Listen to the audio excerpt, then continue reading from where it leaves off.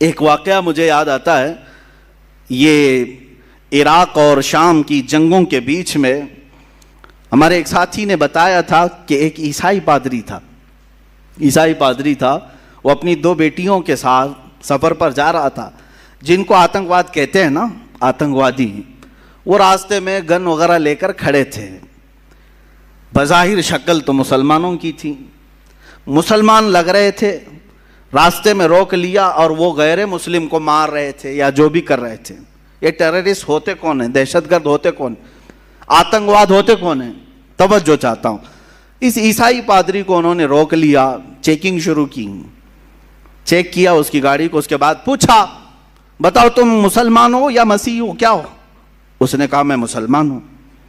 اس عیسائی پادری نے کیا کہا؟ میں مسلمان ہوں۔ تو سامنے جو کھڑے تھے گن وغیرہ لے کر کے، کہا کہ اچھا چلو ٹھیک ہے، اگر مسلمان ہو تو قرآن پڑھ کے بتاؤ۔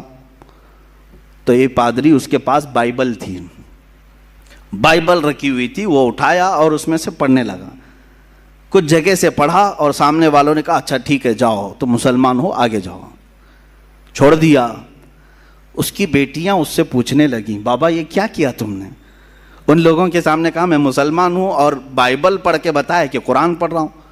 اس عیسائی نے بہت اچھا جواب دیا تھا، کہا کہ بیٹا مجھے معلوم ہے یقین کے ساتھ کہ یہ جو کھڑے تھے یہ قرآن پڑھے ہوئے لوگ نہیں تھے، قرآن پڑھے ہوئے لوگ نہیں تھے۔ اگر قرآن پڑھے ہوئے ہوتے تو راستہ روک کر کسی کی گردن پر بندوق نہیں تانتے۔